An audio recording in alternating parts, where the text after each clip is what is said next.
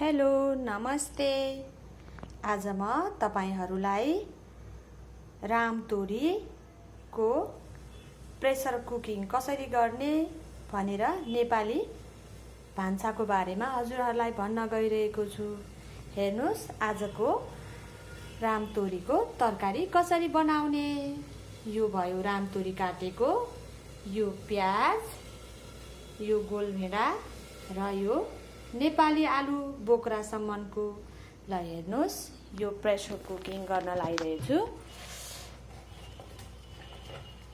पहिला gas on गर्ने र प्रेसर कुकरमा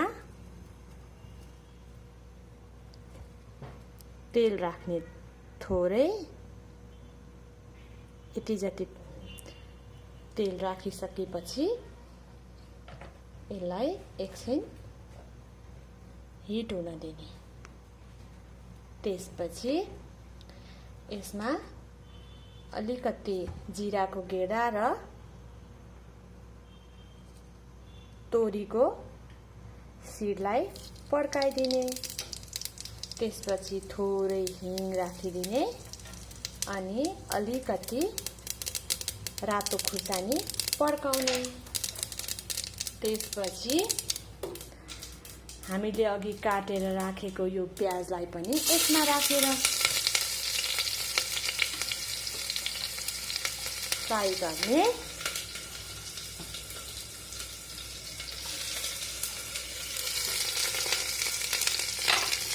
यसरी फ्राई गरिसकेपछि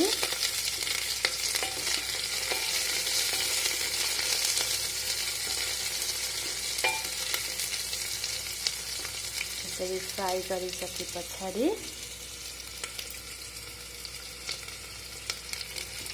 अलि रातो भएपछि यसलाई धेरै पनि भुट्नु पर्दैन।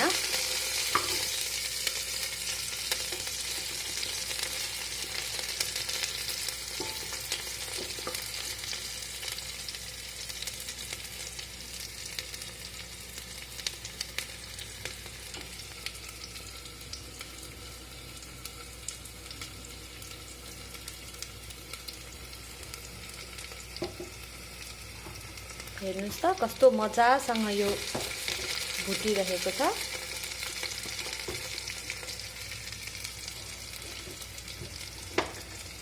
यतिको रातो भएपछि हामीले यसमा थोरै हरियो खुर्सानी काटेको पनि राखिदिने यसमा। त्यसपछि हल्का फ्राई भएपछि आलु हाल्दिने। बोक्रैसम्मको आलु खाँदाखेरि फाइदा हुन्छ, बोक्रोलाई ननिकाल्ने।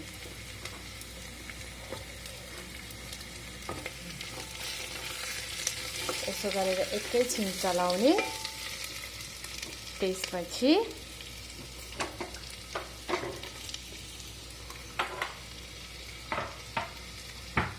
हामीले यसमा बेसार हाल्ने। हेर्नुस् त यति जति बेसार हाल्ने। अलिकति यसमा बेसार राखेपछि यसलाई हल्का फ्राई गरिदिनु। ल हेर्नुस् हल्का ग्रिन आयो नि, पहेँलो कलर आयो नि, देख्नुभयो नि। त्यसपछि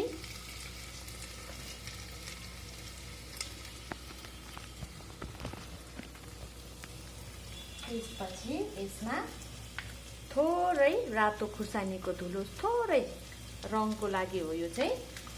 त्यसपछि नुन राख्ने। यसलाई स्वाद अनुसार नुन राख्न सक्नुहुन्छ। अहिले हामीले यसलाई ग्रेभी बनाउन लागेको भएर मैले थोरै नुन राखिदिएँ। त्यसपछि हेर्नुस् अलिकति यो गरम मसला, थोरै गरम मसला पनि राखौँ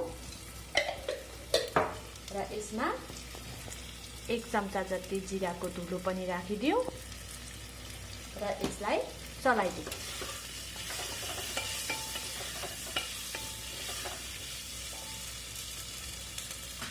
त्यसपछि हामीले यसमा के राख्नु त भनेदेखि अघि काटेको त्यो गोलभेडालाई पनि राखिदिउँ। हामी यो रामतोरीलाई पनि पकाइदिउँ। यसैमा राखेर चलाउने एकैछिन चाहिँ। त्यसपछि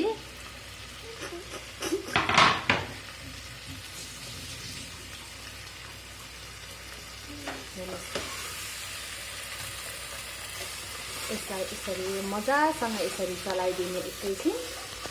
त्यसपछि यो ग्यास चाहिँ मिडियममा राख्नु चाहिँ, धेरै ठुलो ग्यास भयो भने पनि डर छ। त्यही भएर एकछिन यसलाई चलाइदिएपछि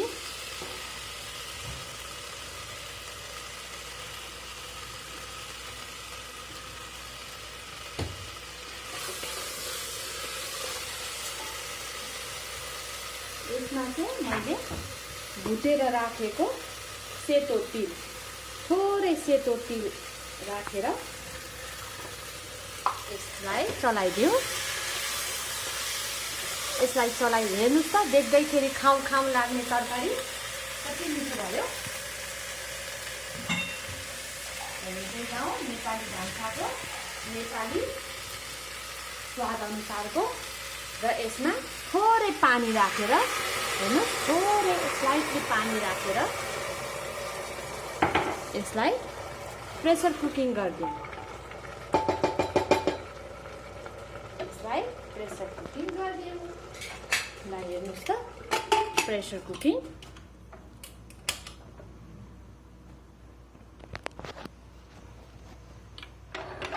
अब मिडियम आँचमा यसलाई सिटी लाग्न दिउँ। मिडियम आँचमा यसलाई सिटी लाग्न दिउँ है।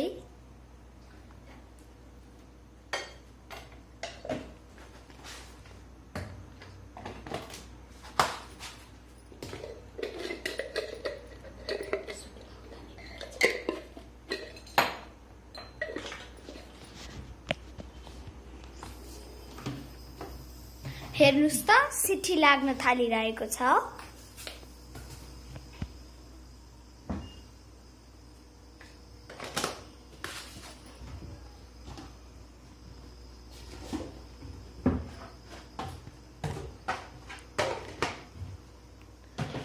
यसलाई 15 मिनेट जति पकाउन दिउँ।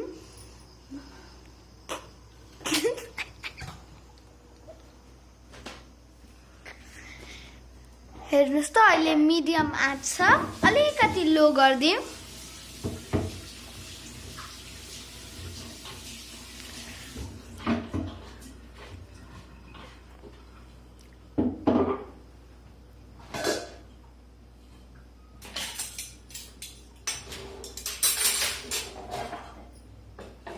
सिटी लाग्ने बेलासम्ममा हामीले यो ग्यासलाई पनि क्लिन गरिदिउँ।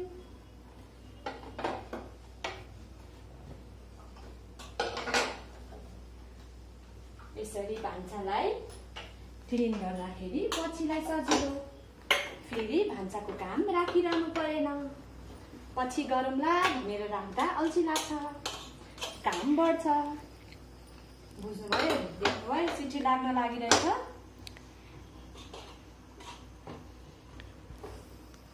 अब अलिकति यसलाई बढाम।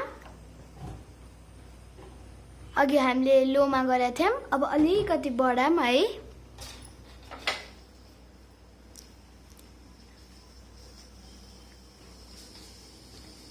अब 1-2 सिटी लागेको छ।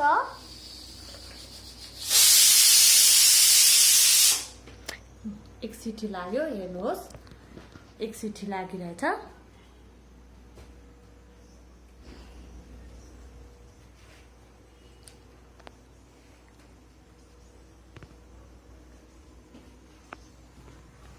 यतिको आँचमा पकाउन दिउँ यसलाई। ल हेर्नुहोस् त, 2 सिटी लाग्यो।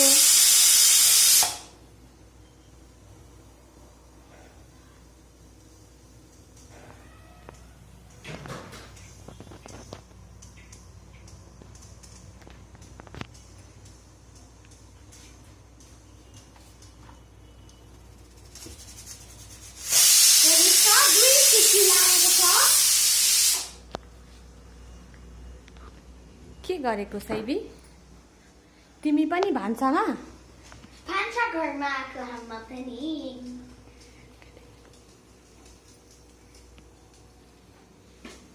तिमी पनि आज भान्सामा खाना पकाउन आएको हो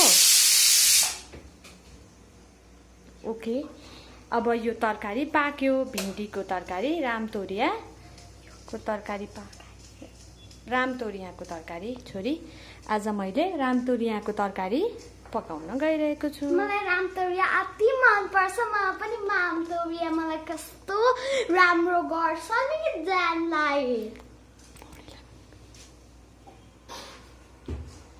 हेर्नुस् अब यो सिटी लाग्यो अब यसको सिटी खोलिदिउँ र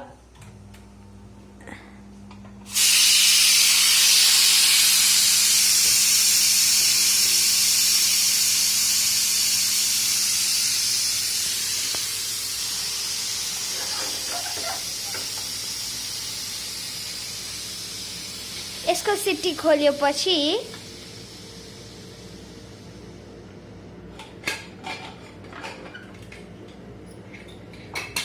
यस्तो भइरहेको छ